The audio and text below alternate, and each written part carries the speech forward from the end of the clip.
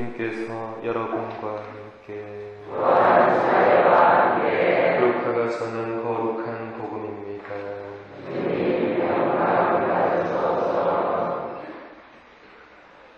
그때 예수님께서는 낙심하지 말고 끊임없이 기도해야 한다는 뜻으로 제자들에게 비유를 말씀하셨다. 어떤 고을에 하느님도 두려워하지 않고 사람도 대수롭지 않게 여기는 한 재판관이 있었다. 또 그 고을에는 과부가 한 사람이 있었는데 그는 줄곧 그 재판관에게 가서 저와 저의 적대자 사이에 올바른 판결을 내려주십시오 하고 졸랐다. 재판관은 한동안 들어주려고 하지 않다가 마침내 속으로 말하였다. 나는 하느님도 두려워하지 않고 사람도 대수롭지 않게 여기지만 저 과부가 나를 이토록 귀찮게 하니 그에게는 올바른 판결을 내려주어야겠다. 그렇게 하지 않으면 끝까지 찾아와서 나를 괴롭힐 것이다. 주님께서 다시 이르셨다. 이 불의한 재판관이 하는 말을 새겨 들어라.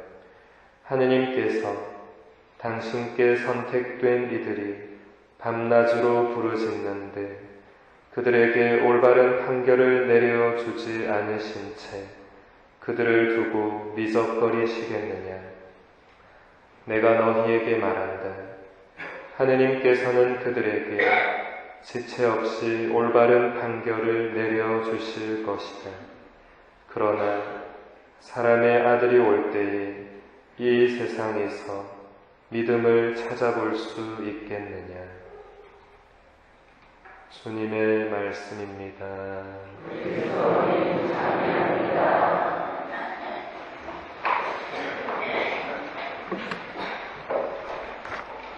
참 예수님, 오늘 제 2독서에서 사도 바오로는 이렇게 말하고 있습니다. 성경은 전부 하느님의 영감으로 쓰인 것으로 가르치고 꾸짖고 바로잡고 의롭게 살도록 교육하는 데에 유익합니다. 그리하여 하느님의 사람이 온갖 선행을 할 능력을 갖춘 유능한 사람이 되게 해줍니다. 성경은 하느님의 말씀이 기록된 책입니다.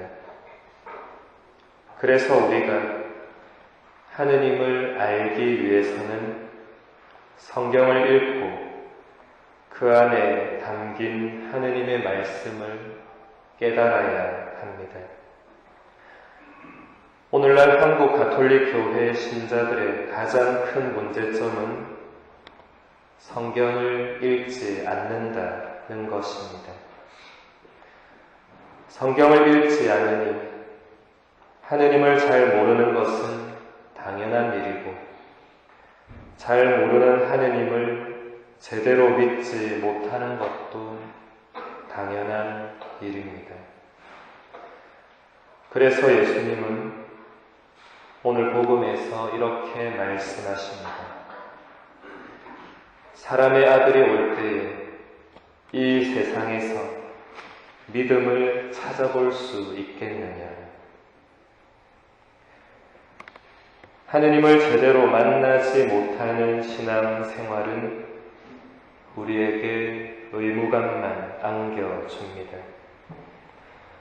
의무감으로 하는 신앙 생활은 우리에게 참된 기쁨과 행복을 가져다 주지 못합니다. 오히려 신앙이 없는 세상 사람들의 삶이 편안해 보이고 신앙생활은 왠지 모를 구속을 나에게 안겨줍니다.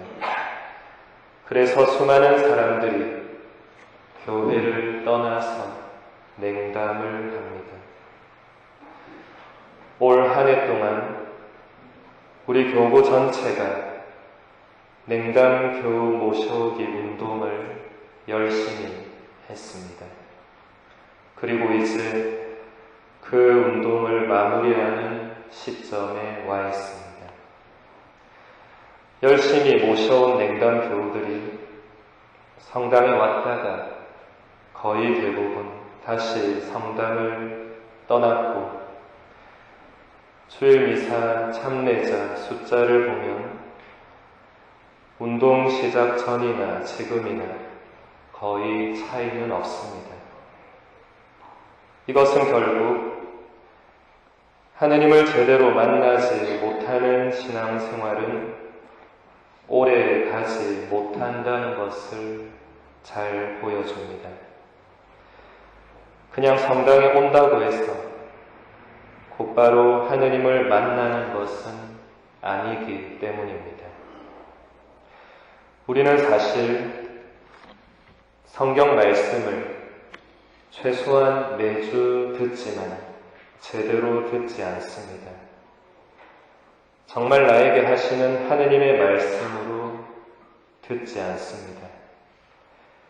그저 다른 생각으로 분심과 잡념 속에서 혹은 그저 수보를 읽으며 하느님 말씀을 흘려버립니다. 그리고 성찬의 전례 때 성체를 받아 모시고 사제의 강복을 받고 나면 주일 미사 의무를 다하고 끝입니다. 다시 집으로 돌아가면 세상 사람들과 똑같이 세속의 삶을 살아갑니다. 4세기에 예로니모 성인이 히브리어로 된 구약 성경과 그리스어로 된 신약 성경을 모두 다 라틴어로 번역한 이후에 지난 세기까지 우리 교회는 라틴어 성경을 사용했습니다.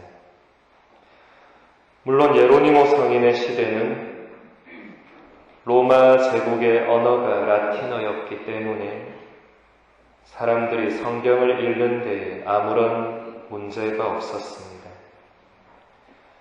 그러나 세월이 흘러서 라틴어가 더 이상 일상 언어로 쓰이지 않게 되고 라틴어에서 파생된 각 나라 언어들이 생겨나게 되었습니다.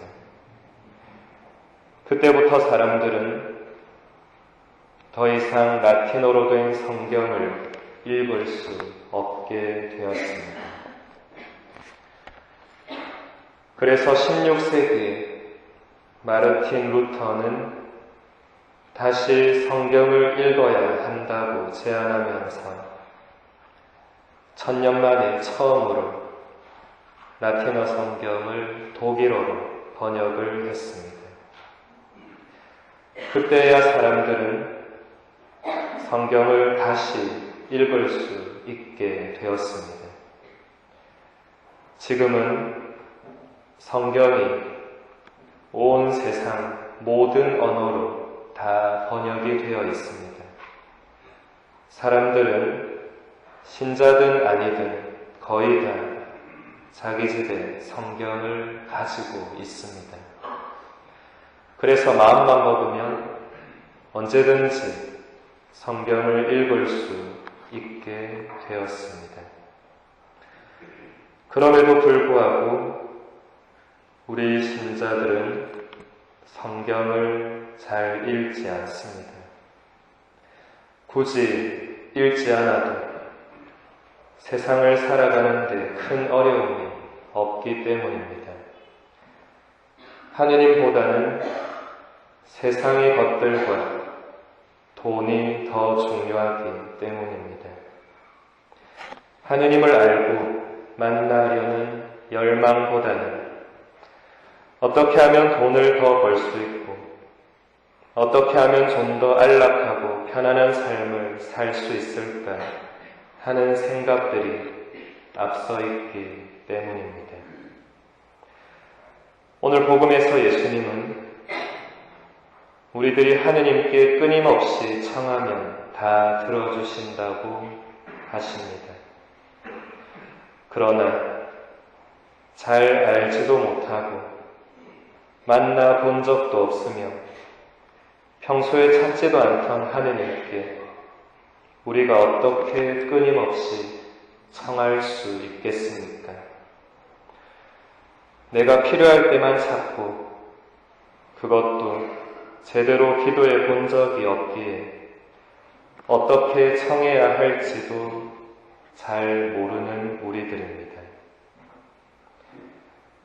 성경을 읽지 않는 사람은 기도에 대해서도 모를 수밖에 없습니다.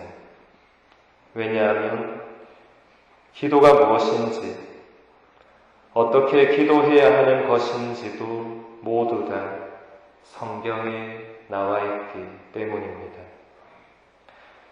우리가 알고 있는 모든 기도문들은 성경에서 다 나온 것입니다. 주님의 기도, 성모송, 영광송, 사도신경, 묵주기도 등을 누가 만들었습니까? 모두 다 성경에 있는 것입니다.